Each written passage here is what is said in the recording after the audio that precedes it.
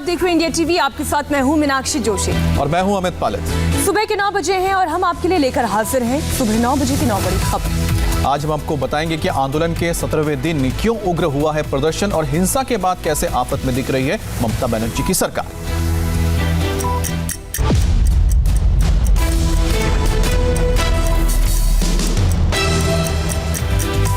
कृषि कानून को वापस लेने की मांग पर अड़े किसान नेता आज नेशनल हाईवे बंद करने की तैयारी कर रहे हैं। समझौता न करने की जिद पर अड़े किसान नेताओं के इस फैसले से करोड़ों का नुकसान होगा, लोगों तक जरूरी सप्लाई पर भी असर पड़ेगा और हाईवे पर कई किलोमीटर लंबा जाम देखने को मिल सकता है।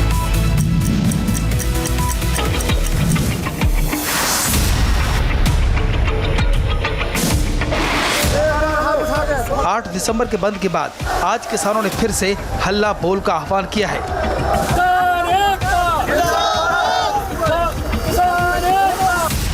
आज किसान संगठन दिल्ली जयपुर हाईवे के साथ साथ दिल्ली आगरा हाईवे भी बंद करने वाले हैं। किसान संगठन अलग अलग टोल नाकों पर धरना प्रदर्शन करेंगे और टोल फ्री करेंगे। किसानों ने रेलवे ट्रैक पर प्रदर्शन करने की भी घोषणा की है, लेकिन अभी उसकी तारीख तय नहीं है। पलवल में बैठे हैं लोग, यूपी साइड के जो रास्ते हैं वहाँ पे बैठे हैं लोग, वो तो हर जगह जहाँ कोई है कमी रह जाती है तो हम डिस्कस करके फिर उसको बंद करने की कोशिश करते हैं। अगर किसानों ने आज देश के 2 बेहद व्यस्त हाईवे बंद कर दिए तो इसका साइड इफेक्ट क्या होगा वो भी जान लीजिए। दिल्ली जयपुर हाईवे बंद होने से एक दिन में करीब 10,000 करोड़ का नुकसान हो सकता है। ये हाईवे देश के उत्तरी हिस्से को पश्चिमी और दक्षिण से जोड़ते हैं। अगर किसानों ने इसे ब्लॉक किया तो अनाज, फल, सब्जियां और दूसरे जरूरी सामान दूसरे राज्यों तक पहुंचने मुश्किल हो जाएंगे।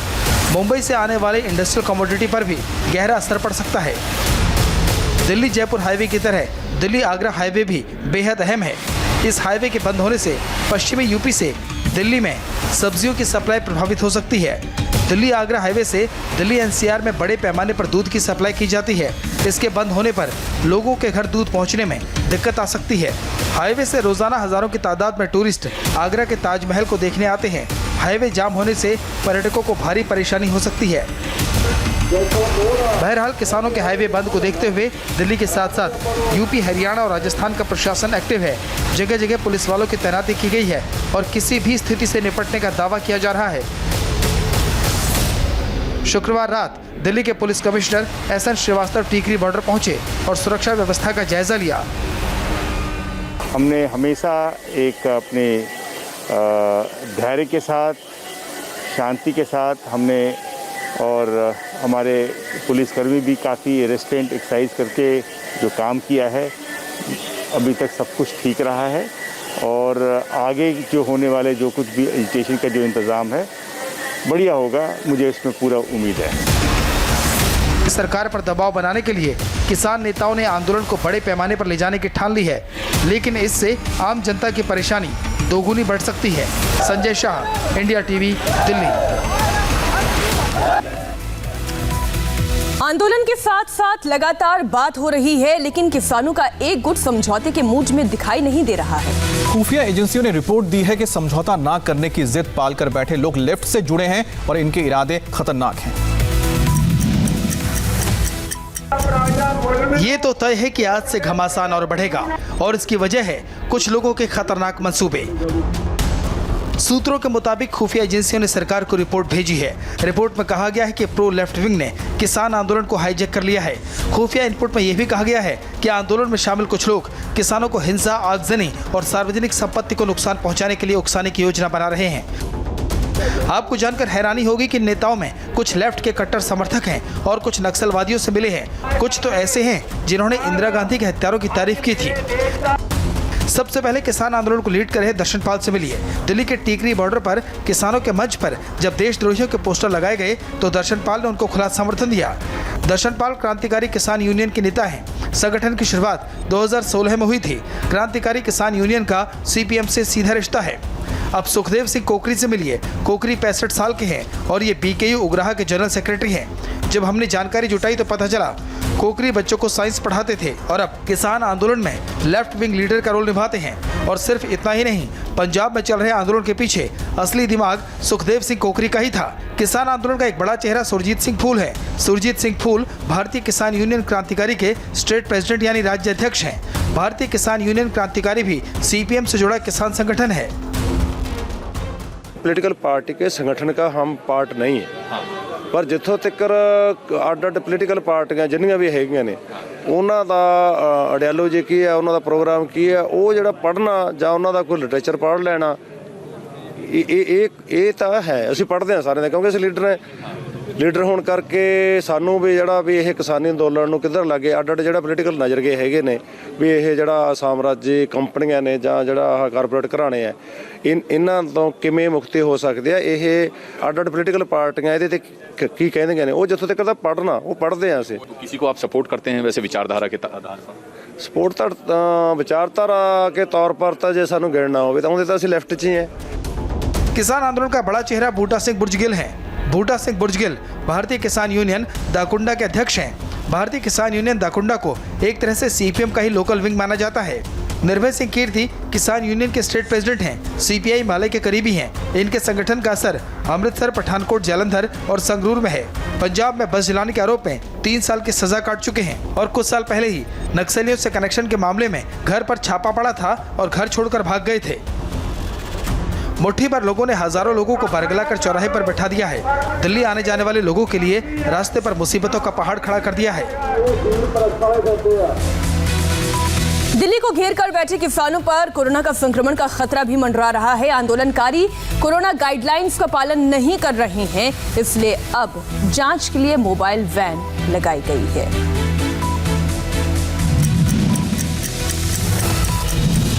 दिल्ली के सिंधु बॉर्डर पर तैनात दिल्ली पुलिस के डीसीपी और एडिशनल डीसीपी कोरोना पॉजिटिव हो चुके हैं और कई पुलिसकर्मियों की तबीयत खराब है। इसके बावजूद भी लापरवाही हाथ दर्जे की है। आंदोलनकारी मास्क पहनने से परहेज कर रहे हैं। किसानों को बताया गया है कि कोरोना भी सरकार की तरफ से फैलाया गया झूठ है। कोरोना कुछ नहीं है, इसलिए डरने की जरूरत नहीं। मैडम, हमें लगता नहीं कि ऐसी बीमारी कोई है। हमें हमारा इम्यूनिटी पावर इतना स्ट्रॉन्ग है, हमारे साथ पॉजिटिव है, तो हमें तो लगता नहीं कभी वही रिपोर्ट पॉजिटिव आ रही है, वही रिपोर्ट नेगेटिव आ रही है। कोरोना कोई है ही नहीं, हम जाने ना कोरोना। महामारी के खतरे को देखते हुए सिंधु बॉर्डर पर मोबाइल कोरोना टेस्टिंग वैन तैनात कर दी गई है। इस मोबाइल वैन के जरिए एंटीजन और आरटीपीसीआर दोनों तरह के टेस्ट हो रहे हैं। रोजाना 200 लोगों का टेस्ट करने का टारगेट रखा गया है। खतरा तो हो ही सकता है। मास्क अभी हमने चाय पीने के लिए अभी निकाला है, सारा दिन पहनना पड़ता है। अभी अगर हमको लगता है तो हम भेजते हैं उनको कि किसी सरकारी इधर कोई भी हॉस्पिटल है जहाँ डिस्पेंसरी है, उधर कोविड टेस्ट करवाने के लिए। हमको जो कोई भी सिम्टम नज़र आता है, हमें एम्बुलेंस है जो क्वारंटाइन करके हॉस्पिटल भेज देते हैं। कोरोना के आंकड़े में कमी आने से राहत जरूर मिली, लेकिन ये लापरवाही चिंता बढ़ा सकती है। पश्चिम बंगाल की मुख्यमंत्री ममता बनर्जी ने अपने अफसरों को दिल्ली भेजने से इनकार कर दिया है। और बीजेपी अध्यक्ष जेपी नड्डा के काफिले पर हमले के मामले में केंद्र ने पश्चिम बंगाल के मुख्य सचिव और डीजीपी को दिल्ली तलब किया था। कोलकाता से गवर्नर की रिपोर्ट दिल्ली आई तो होम मिनिस्ट्री में बड़ी मीटिंग हुई। पश्चिम बंगाल के मुख्य सचिव और डीजीपी को गृह मंत्रालय ने तलब किया। 14 तारीख को दिल्ली में राज्य के दोनों बड़े अधिकारियों को पेश होने को कहा गया। इस पेशी में पश्चिम बंगाल की कानून व्यवस्था को लेकर सवाल किए जाने हैं। होम मिनिस्ट्री के फैसले के पीछे पश्चिम बंगाल के गवर्नर जगदीप धनखड़ की सख्त रिपोर्ट है। इस रिपोर्ट में कहा गया कि जेपी नड्डा पर हमला संविधान का उल्लंघन है, सुरक्षा प्रोटोकॉल का पालन नहीं किया गया, राज्य में कानून व्यवस्था की हालत चिंताजनक है, ममता बदले की भावना से काम कर रही हैं, ममता बनर्जी को माफी मांगनी चाहिए। Madam Chief Minister, please don't play with fire of this nature. This is too dangerous to be acceptable by anyone who believes in Indian Constitution, who believes in rule of law. Mamata Banerjee पहले ही हमले से पल्ला झाड़ चुकी हैं। अब उनकी party भी नए तर्क लेकर आ गई है। उनका सामने 45 to 50 मोटरसाइकिल था, पीछे भी था, पीछे बहुत सा गाड़ी था। जब एक जेड कैटेगरी जाते हैं उस टाइम कोई कॉन्वॉय में किसने नहीं घूमने सकता है, कोई घुसने नहीं सकता है।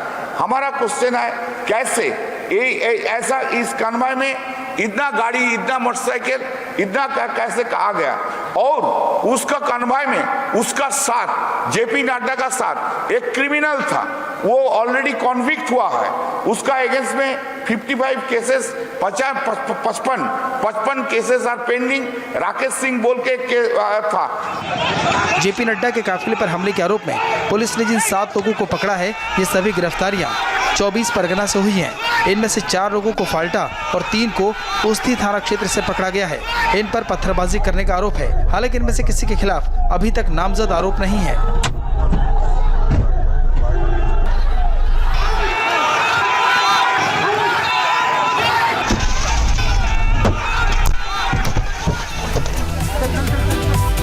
गुजरात में कोरोना वैक्सीन के स्टोरेज और डिस्ट्रीब्यूशन के लिए तैयारी हो गई है और कोल्ड चेन पॉइंट का टेक्निकल ऑडिट पूरा करने के बाद शहर से गांव तक टास्क फोर्स का गठन किया गया।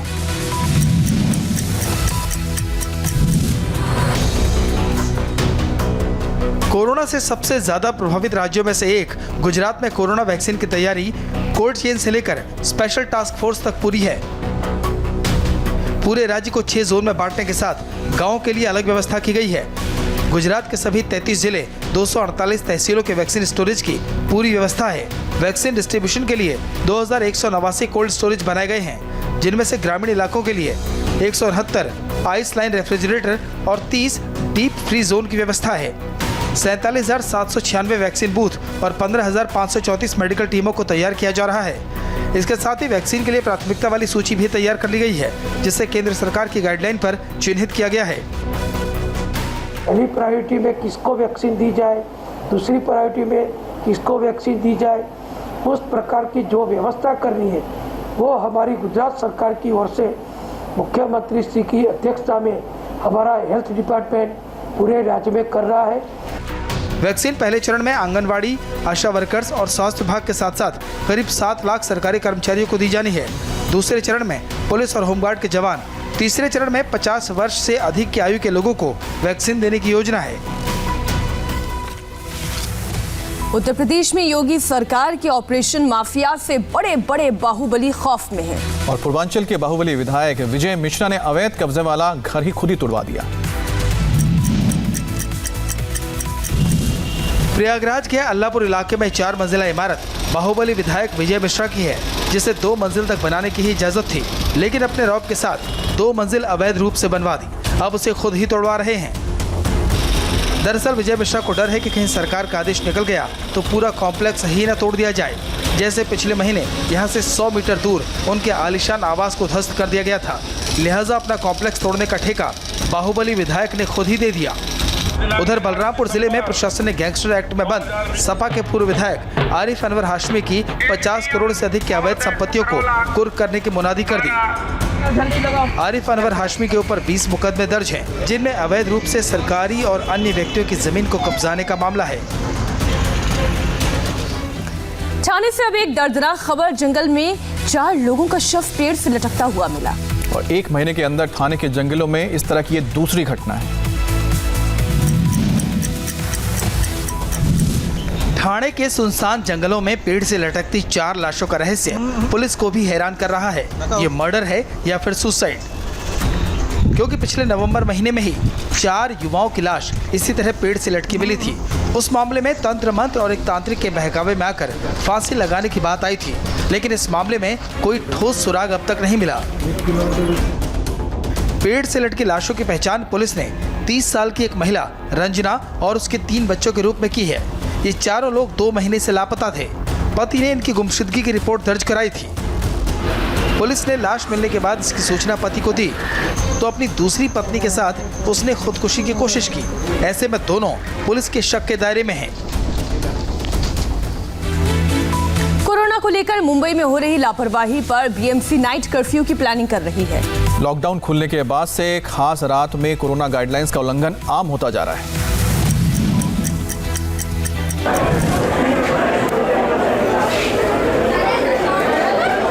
मुंबई के मशहूर नाइट लाइफ शहर के लिए कुछ इस तरह से खतरनाक बनती जा रही है। साल के आखिरी महीने में क्रिसमस और न्यू ईयर के पहले ही हर गाइडलाइन की धज्जियां उड़ रही हैं। नाइट क्लब से लेकर पार्टियों में न गेस्ट लिस्ट का ख्याल रखा जा रहा है और न ही सामान्य जगहों पर सोशल डिस्टेंसिंग का। पिछले 1 महीने में ऐसे तमाम जगहों पर पुलिस ने छापेमारी की, लोगों को हिरासत में भेजने के साथ जुर्माना भी लगाया, लेकिन लापरवाही का सिलसिला बदस्तूर जारी है। बीएमसी ने अब ऐसे तमाम क्लब ओनर्स को सख्त हिदायत दी है, अगर वो कोरोना गाइडलाइंस का पालन नहीं करेंगे तो 20 दिसंबर के बाद नाइट कर्फ्यू का ऐलान भी किया जा सकता है और इसके साथ ही नियम तोड़ने वाले नाइट क्लब्स के लाइसेंस कैंसिल कर एफआईआर दर्ज कराई जाएगी। नाइट कर्फ्यू के सवाल पर बीजेपी ने ऐतराज जताते हुए कहा कि इसे बढ़ावा देने वाले तो शिवसेना नेता आदित्य ठाकरे ही हैं।